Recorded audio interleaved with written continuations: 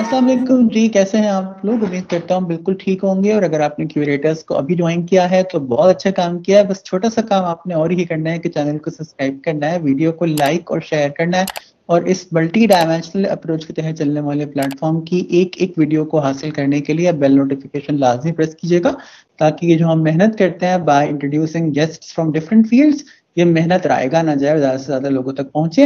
अच्छा जी, आज जो मेरे साथ गेस्ट मौजूद हैं, आपको मैं जब इनका तारुफ कराऊंगा तो अंदाजा हो जाएगा कि आज हम किस चीज से बात करने वाले हैं। और अनफॉर्चुनेटली जो एक इंसिडेंट हुआ है रिसेंटली, उस पर भी we'll talk ever so slightly about. अच्छा जी, जो गेस्ट हैं, she did her studies in tourism and environmental studies from King's College London. ये सोशल एक्टिविस्ट भी हैं, और जो टूरिज्म है इसके लिए काम कर रही हैं, इसको डेवलप करने के लिए। She is recently working in Balochistan and Sindh, and which is and also working as a visiting faculty in NED University. So if I could have honor and privilege to welcome with me Zahra Shalwani. Assalamu alaikum Zahra, कैसी हैं? वालेकुम अस्सलाम वकार, आप कैसे हैं? अल्हम्दुलिल्लाह बिल्कुल ठीक। Thanks for taking our time with us. कैसे लग रहा है इस प्लेटफॉर्म पे बात करके? अच्छा लग रहा है, एक डिफरेंट एक्सपीरियंस है। और मैं शुक्रगुजार हूँ आपकी कि आपने इनवाइट किया और आपने दावत दी इसमें शिरकत करने की। Thank you. मैं भी शुक्रगुजार हूँ आपका इस बात के लिए कि आपने अपनी तमाम तर मसरूफियात में से वक्त निकाला।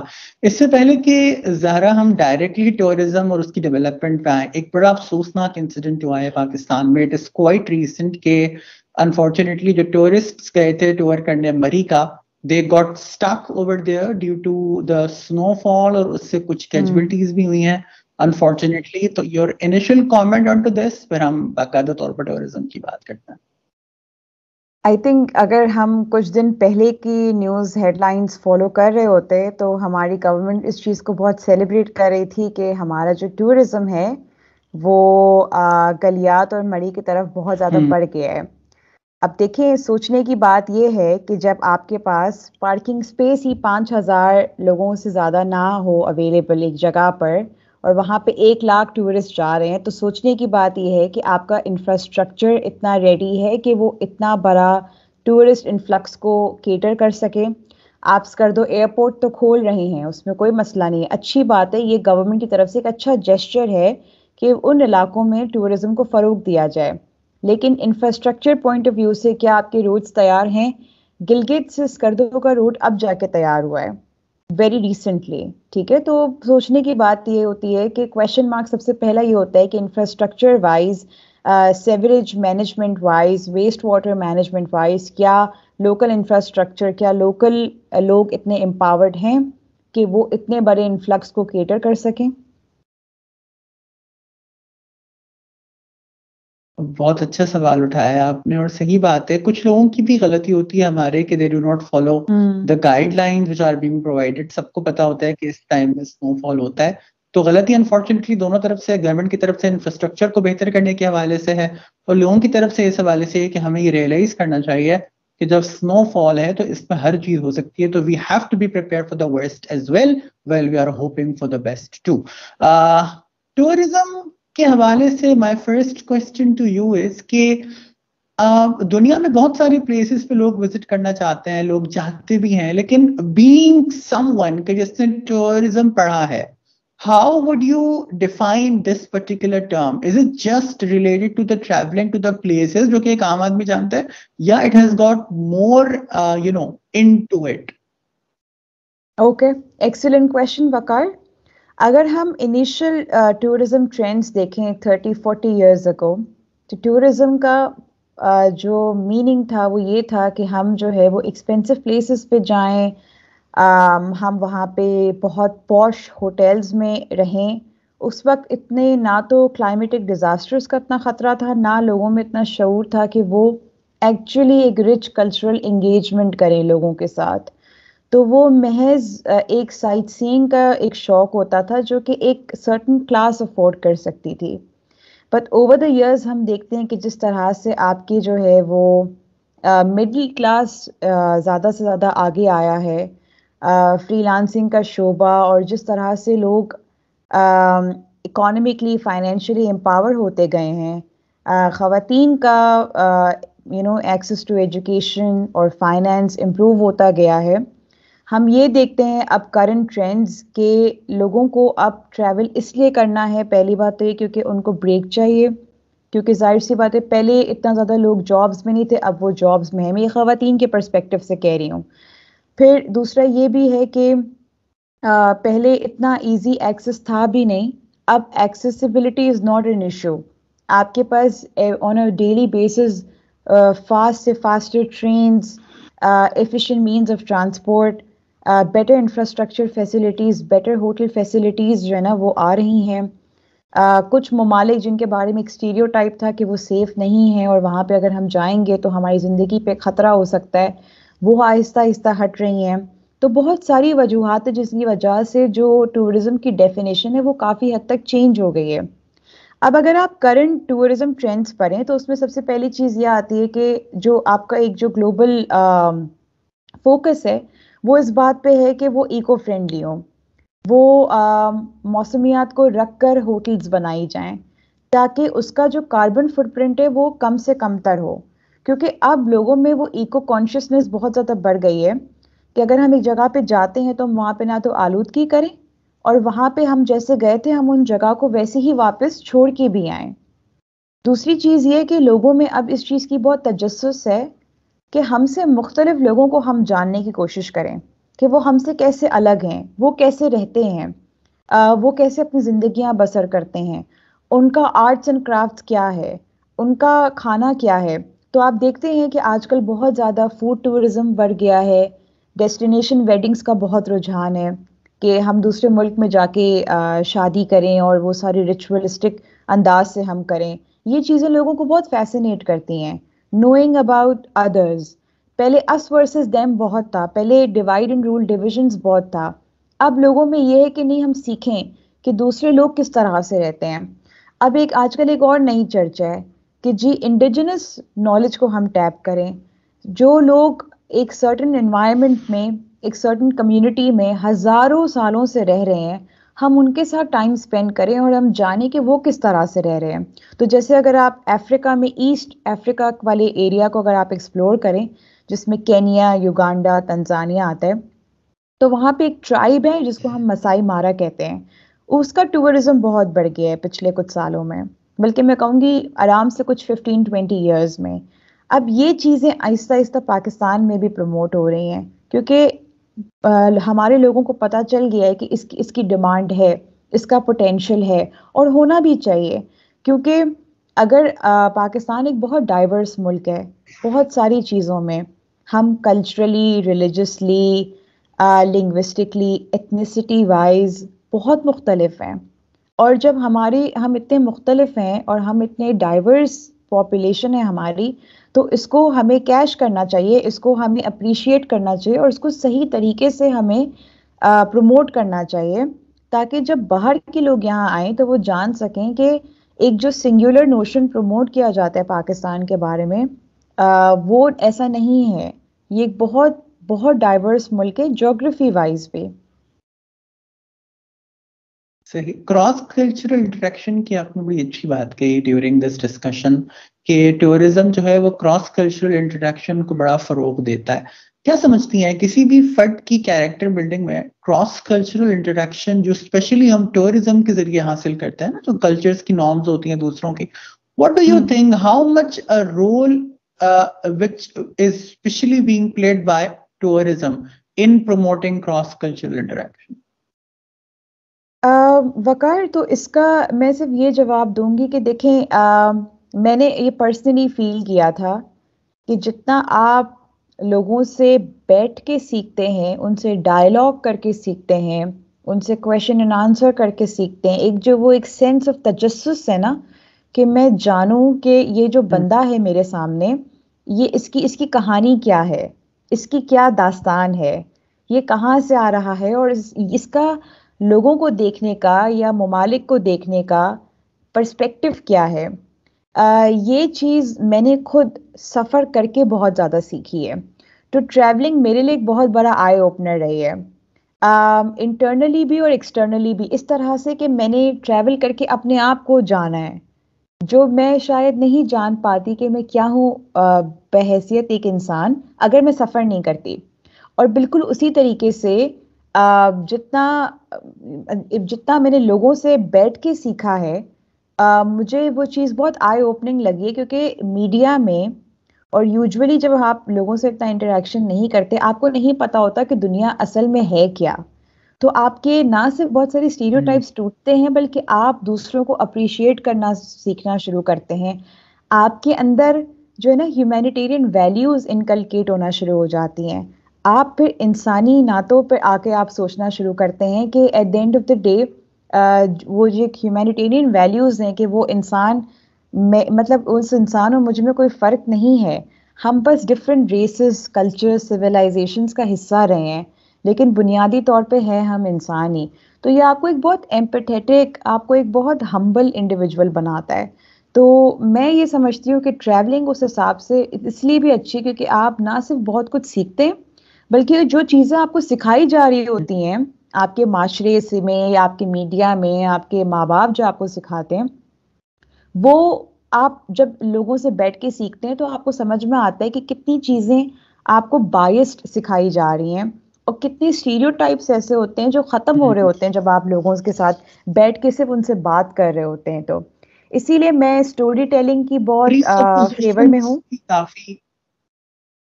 जी जी मैंने वकार। कहा प्री सपोजिशंस काफी ज्यादा लोगों की खत्म होती है अगर आप टूरिस्ट, स्पेशली अगर आप ट्रेवल करते हो, तो जो आप जी सपोज कर रहे होते हो उस प्लेस के बारे में या उस प्लेस के लोगों के बारे में, when you actually able to see them you can easily get rid of the presuppositions as well, जिसको हम स्टीरियोटाइप्स ही बोलते हैं कि यार नहीं मैंने तो ऐसा सोचा था लेकिन सामने वाला बंदा ऐसा निकला। इज इट इट इट बिल्कुल। It is also I think one of the beauty of tourism. Pakistan पे आते हैं थोड़ा सा, being Pakistani we are actually blessed to have places where people would like to spend their years, not just hours. तो कैसा देखती हैं बीइंग समवन जो उधर आप भी हैं मैं भी हूं कि नॉर्दर्न एरिया स्पेशली जो पाकिस्तान का है, what do you hmm. Think about it कि how intriguing it could be for the people जो आते हैं? फिर सेकेंडली इसको भी आंसर कीजिएगा कि बीइंग अ गवर्नमेंट या बीइंग अ स्टेक होल्डर क्या बेहतर किया जा सकता है to actually avoid incidents as well as promote tourism in Pakistan specially? तो आप, ये जो सवाल है आपका नॉर्दर्न एरियाज के स्पेसिफिक है, राइट? हाँ एग्जैक्टली, क्योंकि वहां ज्यादा टूरिस्ट विजिट करता है ना। ऑल्दो हमारा तो जी हर जी। इलाका एक टूरिज्म के लिए बहुत इंपॉर्टेंट है, but because people goes more into that particular side, that's why I asked hmm. About it. Okay. और रेकमेंडेशन से पहले जो आपका फर्स्ट हाफ था क्वेश्चन का, आप प्लीज वो रिपीट कर सकते हैं वकार? आई थिंक मैंने वो मिस किया है। श्योर श्योर श्योर, मैंने ये बोला कि नहीं कोई मसला नहीं है, मैंने ये बोला था कि आपका कमेंट क्या है specially being someone who is Pakistani and now seeing people are coming and exploring our areas and finding it great for tourism. या देखें, जहाँ तक बात है लोगों की आने की और हमारे नॉर्दर्न एरियाज एक्सप्लोर करने की, तो उनको कुछ सिमिलैरिटीज़ भी नज़र आते हैं, उनको कुछ डिफरेंसेस भी नज़र आते हैं। अब ये डिपेंड करता है वो आ कहाँ से रहे हैं। अगर वो सेंट्रल एशियन कंट्रीज से आ रहे हैं, या अगर वो कनाडा, अमेरिका, या फिर यूरोप से आ रहे हैं, यूके से, तो उनके लिए कोई बहुत बड़ी बात नहीं है, क्योंकि वहाँ भी ऐसे बहुत सारे इलाके हैं जहाँ पे आपको इस तरह का आपको एक सीनरी नज़र आती है, जहाँ तक माउंटेन्स वगैरह की बात है। लेकिन आई थिंक उनको जो चीज़ मुख्तलिफ मिलती है वो यहाँ के खाने हैं, लोगों की नरम दिली, हॉस्पिटैलिटी, और ऑब्वियसली यहाँ का कल्चर और यहाँ के फोर्ट्स वगैरह जो कि मुख्तलिफ हैं, जो कि वहाँ पे आपको नहीं मिलते। तो ये चीज़ मैं कहूँगी कि उनको अच्छी भी लगती है, और वो बहुत ज़्यादा टाइम हुंज़ा वगैरह में भी गुजारते हैं, क्योंकि हुंज़ा एक वाहिद जगह है जो कि बहुत एक्सेप्टिंग है।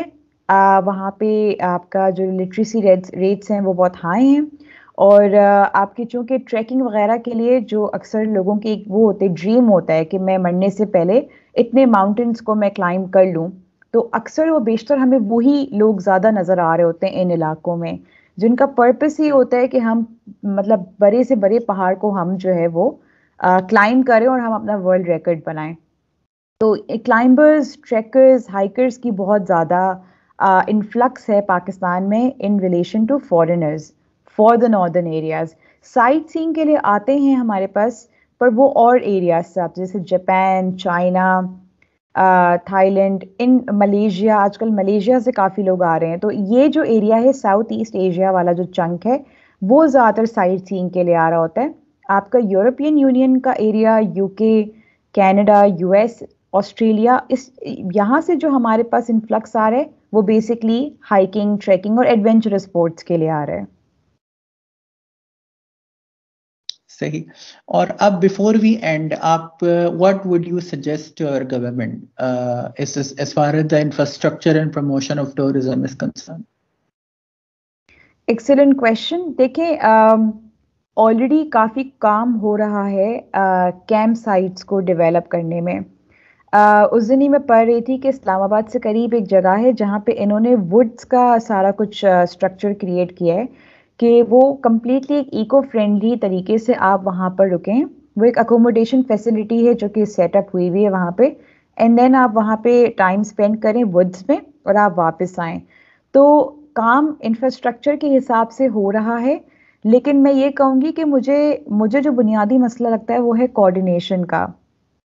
और मुझे एक और प्रॉब्लम ये लगता है कि लोकल्स को अभी भी हम as a main stakeholder नहीं कंसीडर कर रहे। आई थिंक ये बात समझना बहुत ज़रूरी है कि at the end of the day हम जिस भी इलाके में काम करते हैं उस इलाके में हमें, अगर हम लोकल्स को प्रायोरिटी नहीं देते, अगर हम उनको डिसीजन मेकिंग अथॉरिटी नहीं बनाते, तब तक हमारे जितने भी प्रोग्राम्स हैं, पॉलिसीज़ हैं, वो सस्टेनेबल नहीं रहेंगी। हमें लोकल डेवलपमेंट पे काम करने की बहुत ज़रूरत है। अब जैसे फॉर एग्जांपल ये मरी का हादसा नहीं होता अगर जो है ना वो हर चेक पोस्ट पे ये देखा जा रहा होता कि कौन मरी वाला है जो अपने घर जा रहा है और कौन सयाही है जो यहाँ पे टूरिज्म के लिए आया है। तो वहीं पर आप उनको बोल सकते थे कि यहाँ पे स्पेस फुल हो चुका है, आप काइंडली वापस चले जाएं। अगर ये चीज़ हो जाती तो शायद आज हमें ये दिन नहीं देखना पड़ता। दूसरा ये कि हमें रिसर्च एंड इनोवेशन की बहुत ज़रूरत है। देखें, ऐसा नहीं है कि सिर्फ पाकिस्तान में इतने बड़े बड़े पहाड़ हैं और इतनी ज़बरदस्त किस्म की जो है ना वो एक सीनरी है। ऐसे बहुत सारे और बेशतर मुल्क भी हैं। आपका यूरोप, नेपाल, इवन कनाडा में जो वैंकूवर का जो इलाका है वो ऐसा ही है जैसे हमारा नॉर्थ पाकिस्तान है। लेकिन आई थिंक एक चीज़ जो हमारे पास नहीं है वो ये कि हमें पता ही नहीं है, क्योंकि हम लोग रिसर्च और डेवलपमेंट में इन्वेस्ट नहीं करते, कि हम कैसे इको फ्रेंडली लॉजेस बनाएं जो, और इस तरह के हम मैकेनिज्म्स वहाँ पे सेट करें। I don't know, probably through solar power या कोई और सस्टेनेबल एनर्जी सोर्स, जिनके वो जो हॉस्टल या होटल फैसिलिटीज़ हो वो गर्म रह सकें सर्दियों के दौरान। अब देखें, आप गर्मियों में जाएं तब भी आपको गर्म पानी दस्तियाब नहीं है apart from 2 to 3 elite hotels. तो सर्दियों में तो आप भूल जाएं। अब जो टूरिस्ट ज़्यादातर नॉर्थ कौन जाता है, या तो फॉरेनर्स आते हैं या फिर ज़्यादातर आपके साउथ के लोग जा रहे होते हैं, आइदर फ्रॉम सिंध और पंजाब। और अगर सिटीज़ की भी मैं ज़्यादा स्पेसिफिकेशन की बात करूं तो लाहौर, इस्लामाबाद एंड कराची, यहाँ के लोग ज़्यादा नॉर्दर्न एरियाज़ का विजिट कर रहे होते हैं। तो इन लोगों को आदत नहीं होती इतने हार्श क्लाइमेट्स में सरवाइव करने की। इनको गर्म पानी भी चाहिए और इनको खाने भी वो चाहिए जो इनको अपने एरियाज़ में मिल रहे हैं। तो इस हवाले से जो है हमें, एक तो पहली बात तो ये अकोमोडेशन फैसिलिटीज़ पे काम करने की ज़रूरत है, और दूसरा ये कि रोड्स मेंटेनेंस भी आपकी थ्रू द ईयर हो रही हो, और वहाँ पे प्रॉपर एक इंजीनियरिंग डिपार्टमेंट हो जो कि जिनका काम ही ये हो कि वो ऐसे हादसात के लिए हमेशा वहाँ पे रेडी रहें। जैसे मुझे याद है 2019 में जब मैं नॉर्वे विजिट कर रही थी, तो एक चीज़ देखकर मैं बड़ी हैरान थी कि वहाँ पे सुबह सवेरे 4 AM 5 AM के दौरान वर्कर्स आकर पूरा रोड क्लियर करते थे, क्योंकि वहाँ पे बहुत हैवी स्नोफॉल होती है। वो क्लियरेंस का एक सिग्नल आता था, इसके बाद स्कूल वैन्स निकलती थी, इसके बाद लोगों को इजाज़त होती थी कि वो अपने घर से निकल सकते हैं। और वो इतना कोऑर्डिनेटेड मैकेनिज्म होता है कि लोगों को नोटिफिकेशन आ जाती है और आपको कहीं भी ना रास्ते में रुकने की ज़रूरत नहीं है। टैक्स वगैरह के सिलसिले में आपका जो नंबर प्लेट है वो ही ऑटोमेटिकली कैमरा में कैप्चर हो जाता है, तो आपका जितना भी टैक्स है वो ऑटोमेटिकली वैसे ही डिडक्ट हो जाता है। ये बहुत एक एफिशिएंट तरीका है टाइम सेविंग का, and at the same time we are also making sure कि कोई वहाँ पे स्टक ना हो। तो ये जो कोऑर्डिनेशन है ना, ये होना यहाँ पे बहुत ज़रूरी है। मेरा नहीं ख्याल इसके बगैर हम सही तौर पे टूरिज्म को प्रमोट कर पाएंगे। बिल्कुल सही है Zahra, and I would have love to continue it more, but क्योंकि टाइम इस बात की इजाजत दे नहीं रहा कि हम इसको मजीद कंटिन्यू कर सकें। अगला टॉपिक आप अलबत्ता मुझे टूरिज्म का देके चली गई है इस डिस्कशन में, that is the research development in this particular field. तो अब जब हम टूरिज्म पे वीडियो बनाएंगे इंशाल्लाह, तो will try our level best to cover some part of this particular thing, ताकि हम एक मजबूत लोगों के जहन में बना, लोगों को ये बता सकें कि किस तरीके से आप टूरिज्म को फरोग दे सकते हो through research and development. Thank you so much for joining us, और हम आपको आगे भी जहमत देते रहेंगे इंशाल्लाह। और I hope people must have learned a lot from this discussion from with you. अपना और अपने गर्दनवा के लोगों का बहुत ख्याल रखिएगा, मुझे और ज़हरा को अपनी दुआओं का किसी कदर से जरूर बनाइएगा। जिंदगी ने वफा की और हालात साजगर रहे, तो किसी और वीडियो में किसी और अच्छे से टॉपिक के साथ आपसे मुलाकात करेंगे। इजाजत दीजिए, अल्लाह हाफिज। वादा करें तो खिलाफ वर्जी कभी मत कीजिएगा। Stay curious.